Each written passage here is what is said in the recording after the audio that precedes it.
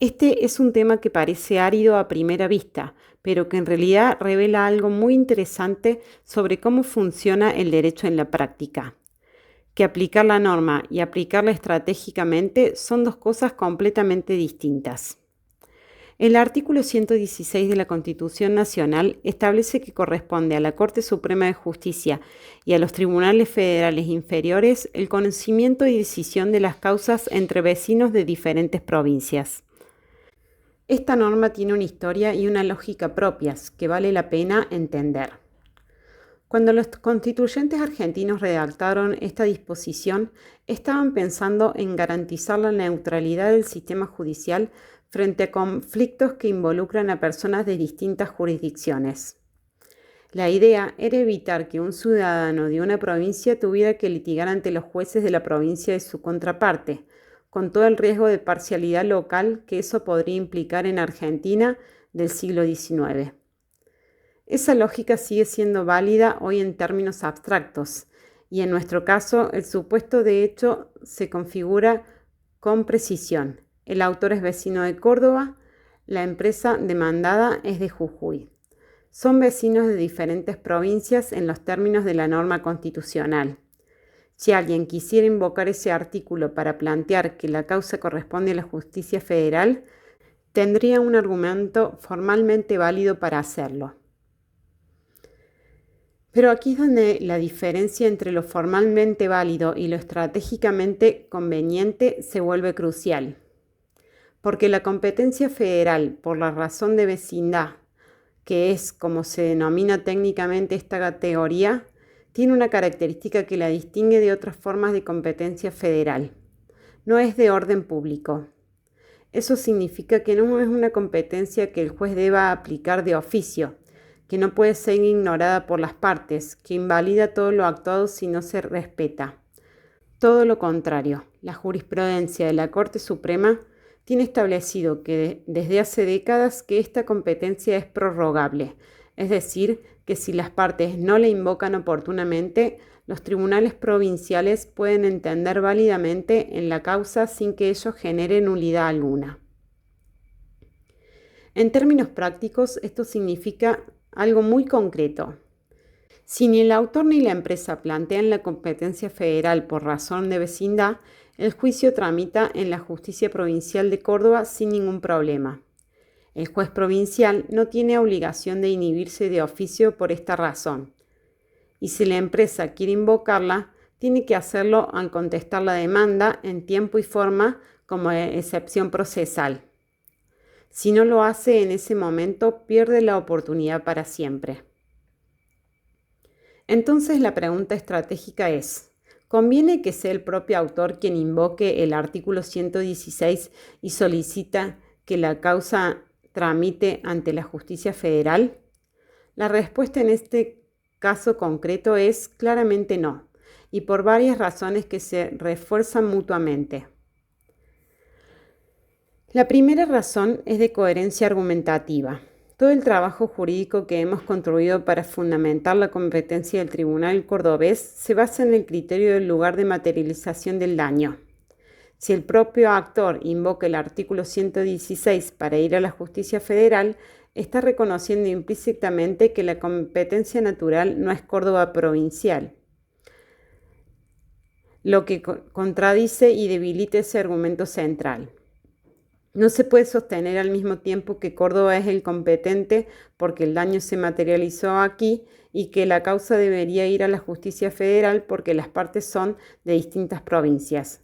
Los argumentos se cancelan entre sí. La segunda razón es de eficiencia procesal.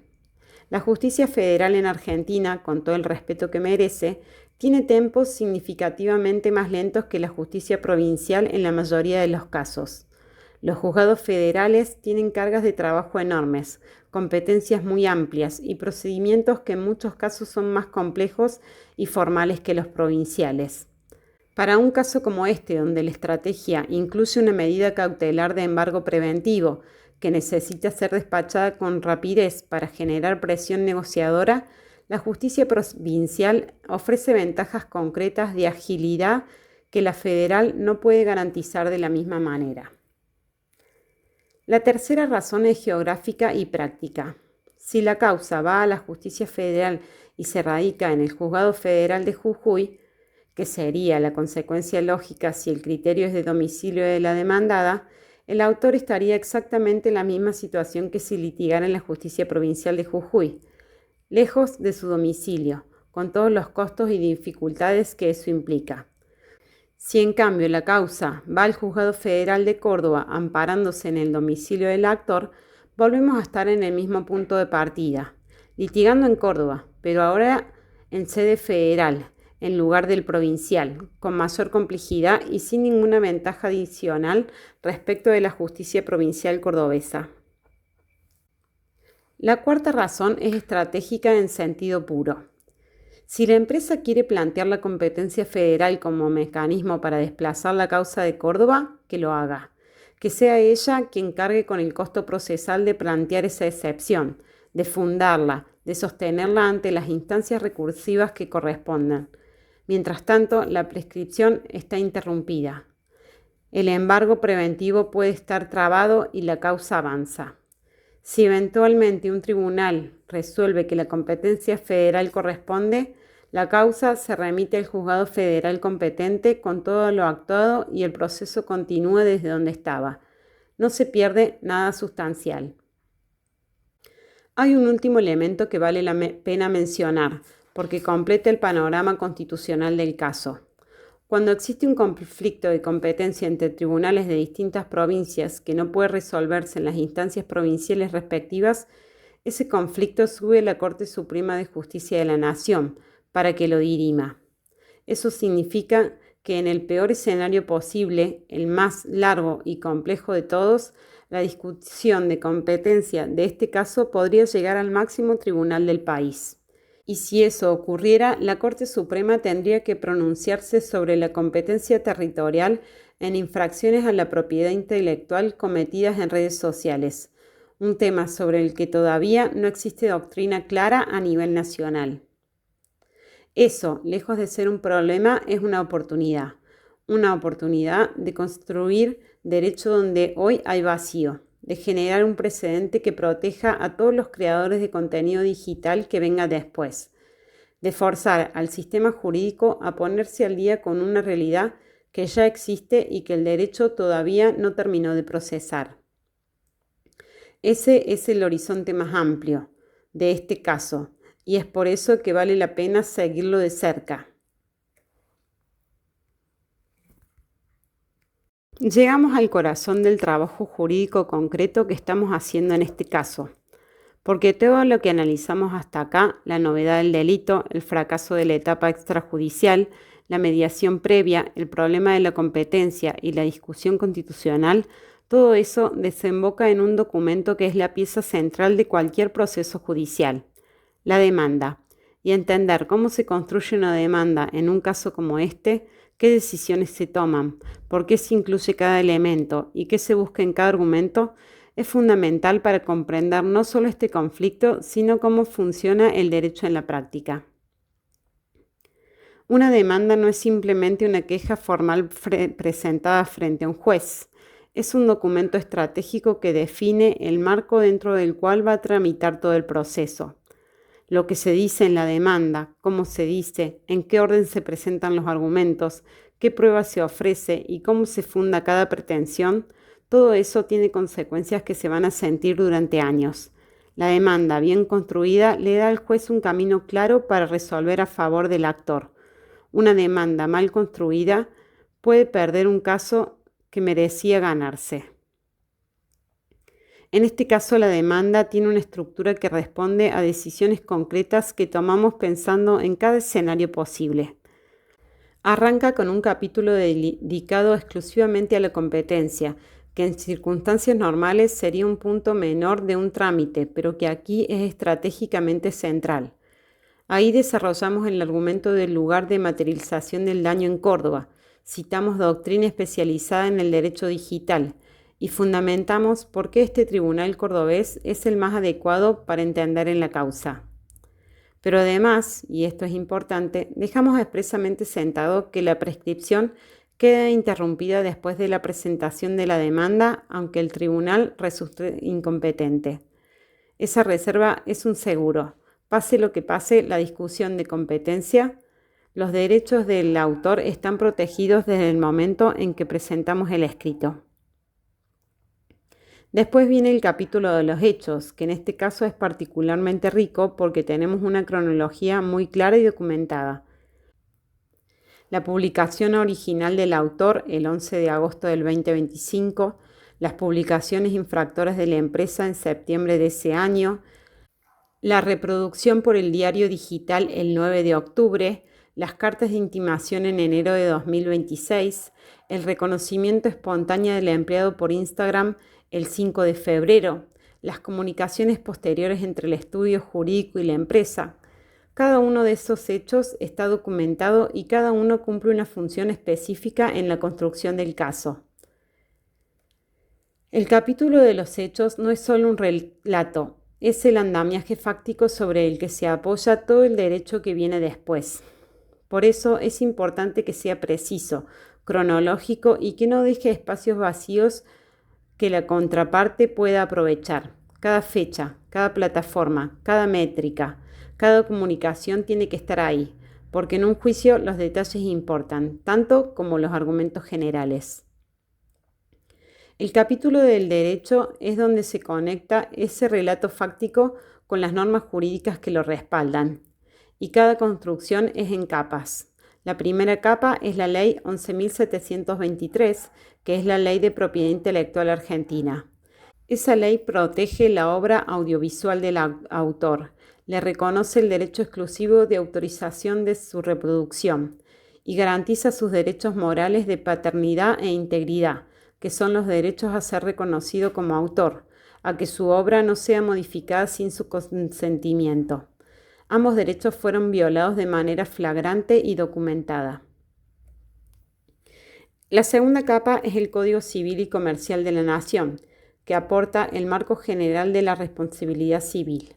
Acá los artículos claves son los que establecen el deber de no dañar, la antijuricidad objetiva de la conducta, el factor de atribución que en este caso es el dolo, porque lo que hizo la empresa no fue un error ni una negligencia, fue una decisión activa y deliberada de tomar un video ajeno, editarlo para borrar al autor, insertar su propia marca y usarlo para ganar dinero.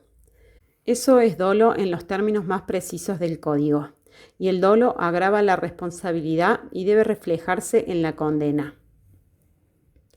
La tercera capa es la que conecta los hechos con la responsabilidad institucional de la empresa, porque el empleado que ejecutó materialmente la infracción no actuó solo ni por iniciativa propia, actuó en el marco de su trabajo y por instrucción de sus superiores. El Código Civil y Comercial establece con claridad que el empleador responde objetivamente por los daños que causan sus dependientes en el ejercicio de sus funciones. La empresa no puede escudarse en la ignorancia o el error de un empleado cuando ese empleado actuó dentro de su rol laboral y cuando, a nivel directivo, se tenía pleno conocimiento de lo ocurrido, como lo demuestra la instrucción de tomar contacto con el autor para intentar arreglar la situación informalmente.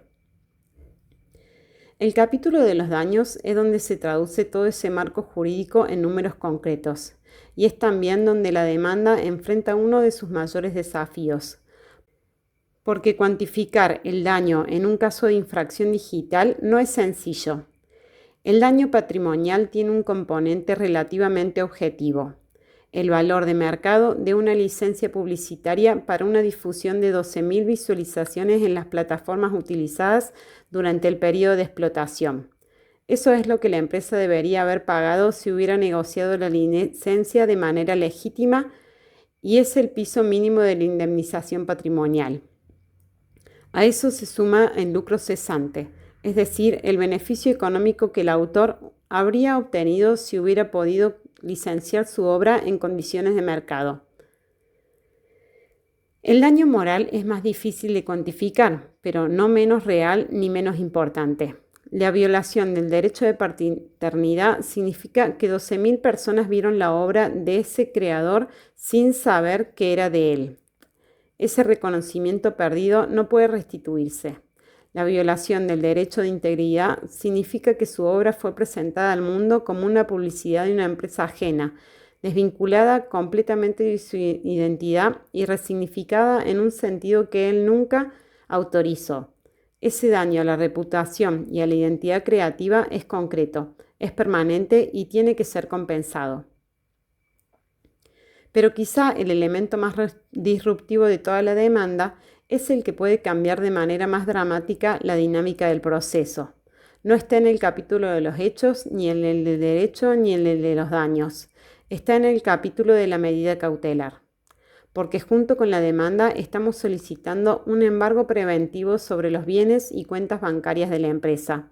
Y ese embargo, si el juez lo decreta, convierte todo el análisis abstracto de lo que venimos haciendo en una realidad muy concreta y muy inmediata para la demanda. Un embargo preventivo significa que los fondos de la empresa quedan bloqueados hasta cubrir el monto reclamado. No puede disponer de ese dinero, no puede transferirlo, no puede usarlo, y para levantarlo tiene que ir ante el juez y demostrar que la medida no corresponde, lo cual en el caso va a ser muy difícil dado el nivel de prueba que tenemos. O puede negociar, y negociar con un embargo trabado es una conversación completamente diferente a negociar con una carta de documento que puede ignorar. Para que el juez decrete el embargo preventivo necesitamos acreditar dos requisitos. El primero es la verosimilitud del derecho, es decir, que existe una apariencia suficiente de que el reclamo es válido. En este caso, ese requisito está cubierto de manera extraordinaria. Tenemos la obra original con fecha cierta, tenemos las publicaciones infractoras documentadas y tenemos el reconocimiento espontáneo del propio empleado de la empresa. No necesitamos construir un caso a partir de indicios. Tenemos admisión directa de la infracción. El segundo requisito es el peligro de la demora, es decir, que existe un riesgo real de que si no se traba el embargo ahora, cuando llegue la sentencia no haya bienes sobre los cuales ejecutarla. Ese riesgo existe porque la empresa está en otra provincia, porque el proceso puede durar años y porque sin una medida cautelar nadie impide que la empresa modifique su estructura patrimonial durante ese tiempo.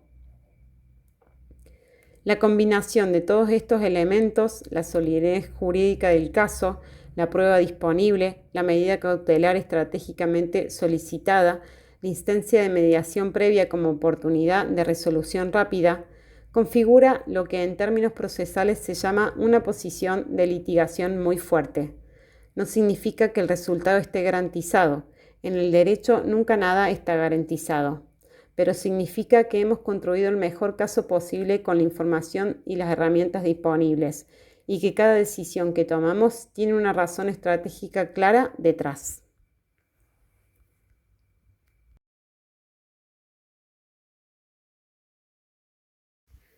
Llegamos al final de este video. Vale la pena detenerse un momento a mirar el caso desde una perspectiva más amplia, porque lo que venimos contando no es solo una historia de un conflicto entre un creador de contenido y una empresa. Es algo más grande que eso. Es una historia sobre cómo el derecho intenta ponerse al día con una realidad que lo supera, sobre cómo los creadores digitales están construyendo sus derechos en tiempo real y sobre qué pasa cuando alguien decide no aceptar que su trabajo sea robado, modificado sin consecuencias. Pensemos por un momento en la magnitud del problema que este caso representa a escala. En Argentina hay decenas de miles de creadores de contenido digital, personas que trabajan todos los días produciendo videos, fotografías, textos, audios, diseños. Personas que construyen audiencias con años de esfuerzo, que desarrollan una identidad creativa propia, que generan valor económico real a través de su obra. Y la mayoría de ellas opera bajo una amenaza permanente que pocas veces se nombra con claridad. Cualquiera puede tomar su trabajo, modificarlo, usarlo para ganar dinero y simplemente ignorar las consecuencias porque sabe que ir a la justicia es caro, lento y complicado. Esa asimetría entre el costo de infringir y el costo de defenderse es uno de los problemas estructurales más serios del derecho de propiedad intelectual en la era digital. Las grandes plataformas tienen sistemas automatizados de detección de infracciones que protegen a los titulares de derechos con recursos para implementarlos. Pero el creador individual, el que tiene 10.000 seguidores o 100.000 o 1.000.000, queda librado a sus propios medios para defender lo que es suyo. Y muchas veces esos medios no alcanzan y el costo de defenderlos supera el valor de lo que se perdió y la infracción queda impune. Este caso intenta romper esa lógica, no porque el monto reclamado sea astronómico ni porque la empresa demandada sea un gigante corporativo, sino porque cada vez que alguien lleva un caso como este hasta las últimas consecuencias, cada vez que un tribunal se pronuncia sobre la protección de obras digitales, cada vez que se construye jurisprudencia donde antes había vacío, el costo de infringir sube un poco para todos los infractores potenciales y el valor de defender los propios derechos sube también para todos los creadores que están mirando cómo termina esto. Hay algo que queremos decir con claridad sobre la forma en que encaramos este caso desde el estudio jurídico.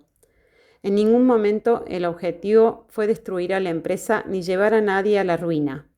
El objetivo fue y sigue siendo obtener una reparación justa para quien sufrió un daño concreto y documentado. Si esa reparación puede obtenerse en una empresa de mediación, mejor. Si requiere una sentencia judicial, también. Pero la decisión de no aceptar la infracción en silencio, de documentarla, de intimarla formalmente y de preparar una demanda sólida, esa decisión no es agresiva ni desproporcionada. Es exactamente lo que el derecho prevé para estas situaciones y es exactamente lo que cualquier titular de derechos debería poder hacer sin que eso se considere una reacción excesiva. También queremos ser honestos sobre algo que tiene que ver con el proceso que se viene. Los juicios son impredecibles. Los jueces son personas que interpretan normas y los hechos con criterios que no siempre son exactamente los que uno esperaría. La discusión de competencia puede tomar un rumbo que no anticipamos. La mediación puede fracasar por razones que nada tienen que ver con la solidez jurídica del caso. El embargo puede no ser decretado o puede ser decretado por un monto menor al solicitado. Nada de eso invalida el trabajo hecho ni la decisión de litigar. Forma parte de la naturaleza incierta de cualquier proceso judicial y hay que estar preparado para navegarlo con paciencia y con estrategia. Lo que sí podemos decir con certeza es que este caso está siendo llevado con el mayor rigor técnico posible, con una estrategia clara en cada decisión y con la convicción de que los creadores de contenido digital merecen la misma protección efectiva que cualquier otro titular de derechos de autor. Esa convicción no es retórica, está detrás de cada argumento jurídico que construimos, de cada norma que citamos, de cada decisión procesal que tomamos. Para quienes nos siguen desde el primer video, este caso es una ventana abierta al funcionamiento real del derecho. No el derecho de los libros ni de las películas, sino el derecho que se practica todos los días en los juzgados, con sus complejidades, sus estrategias, sus incertidumbres y sus posibilidades. Seguiremos contando cada paso del proceso de mediación que se desarrolle con la misma transparencia y el mismo nivel de análisis con que lo hicimos hasta acá. Y para quienes llegaron a este video sin haber visto el anterior, esperemos que este recorrido les haya dado no solo el contexto de este caso concreto, sino también herramientas para entender mejor cómo funciona la propiedad intelectual en Argentina, cuáles son los desafíos reales que enfrentan los creadores digitales y qué pueden hacer cuando alguien viola sus derechos. Si tienen un caso similar, si conocen a alguien que esté pasando por una situación parecida, si tienen preguntas sobre alguno de los temas que desarrollamos en este video, los datos de contacto del estudio están en la descripción. El derecho existe para ser usado y usarlo bien requiere asesoramiento profesional serio. Gracias por acompañarnos hasta acá. Nos vemos en el próximo video.